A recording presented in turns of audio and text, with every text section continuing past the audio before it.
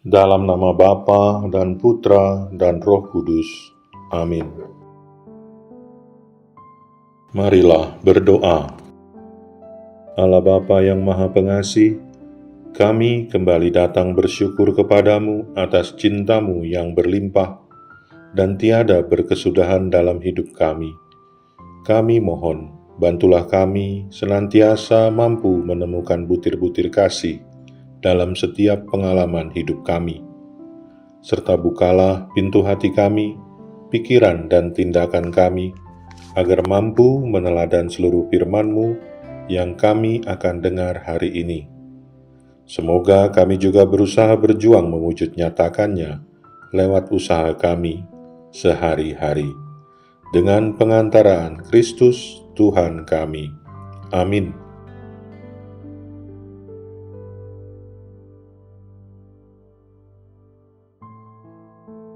Tuhan bersamamu dan bersama rohmu.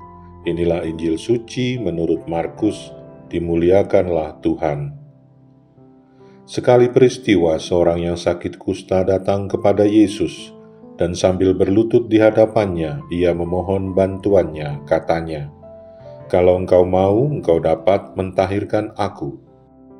Maka tergeraklah hatinya oleh belas kasihan, lalu ia mengulurkan tangannya, menjamah orang itu dan berkata kepadanya, "Aku mau, jadilah engkau tahir." Seketika itu juga lenyaplah penyakit kusta orang itu dan ia menjadi tahir. Segera ia menyuruh orang itu pergi dengan peringatan keras. "Ingatlah, janganlah engkau memberitahukan apa-apa tentang hal ini kepada siapapun, tetapi pergilah, perlihatkanlah dirimu kepada imam, dan persembahkanlah untuk pentahiranmu persembahan yang diperintahkan Musa sebagai bukti bagi mereka." Tetapi orang itu pergi memberitakan peristiwa itu dan menyebarkannya kemana-mana, sehingga Yesus tidak dapat lagi terang-terangan masuk ke dalam kota. Ia tinggal di luar di tempat-tempat yang sepi, namun orang terus juga datang kepadanya dari segala penjuru. Demikianlah sabda Tuhan. Terpujilah Kristus. Saudara-saudari yang terkasih dalam Kristus, Injil hari ini menyebutkan kisah Yesus berjumpa dengan seorang kusta. Orang kusta pada zaman itu bukan hanya menderita secara fisik, tetapi juga mengalami pengucilan sosial dan religius. Ia dianggap najis, dijauhkan dari keluarga dan komunitas, serta tidak boleh ikut dalam ibadah.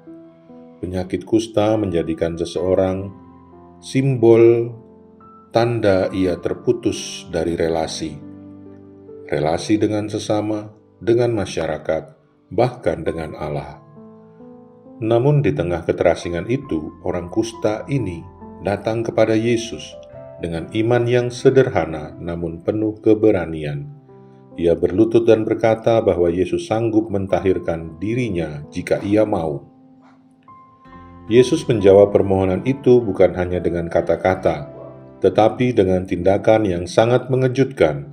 Ia mengulurkan tangannya dan menjamah orang kusta itu. Menurut hukum Taurat, menyentuh orang kusta berarti menjadi najis. Tetapi Yesus justru membalikkan keadaan. Ia tidak menjadi najis oleh kusta, melainkan kemurnian dan kuasanya menyembuhkan orang itu. Sentuhan Yesus bukan sekedar tindakan fisik, tetapi ungkapan belas kasih Allah yang menembus segala batas ketakutan, hukum, dan stigma sosial. Dengan berkata bahwa ia mau dan mentahirkan orang itu, Yesus menegaskan bahwa Allah tidak menjauh dari manusia yang terluka dan disingkirkan. Allah justru mendekat, menyentuh, dan memulihkan. Penyembuhan itu terjadi seketika. Orang kusta itu bukan hanya sembuh dari penyakitnya, tetapi juga dipulihkan martabatnya sebagai manusia. Ia kini dapat kembali ke tengah masyarakat, kembali berelasi dan kembali beribadah.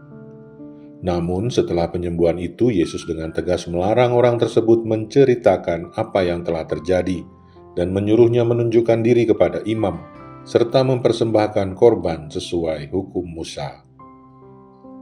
Sayangnya, orang yang telah disembuhkan itu tidak menaati perintah Yesus.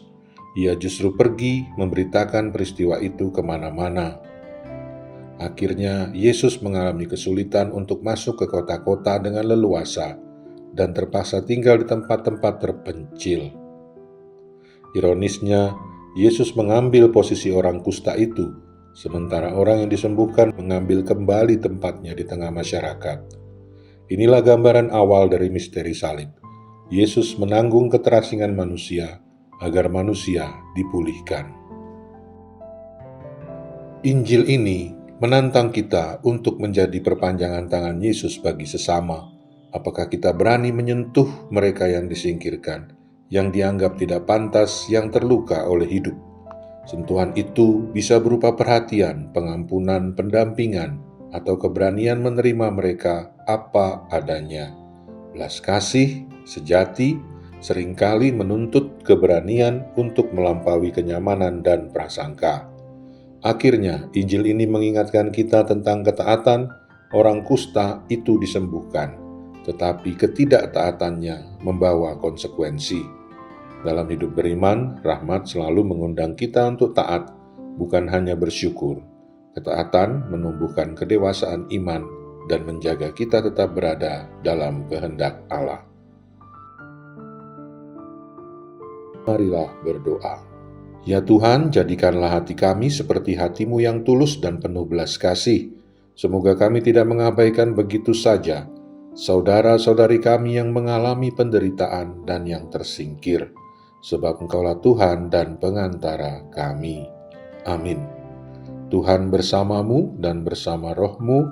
Semoga saudara sekalian dilindungi, dibimbing dan diberkati oleh Allah yang Maha Kuasa, Bapa, Putra, dan Roh Kudus. Amin.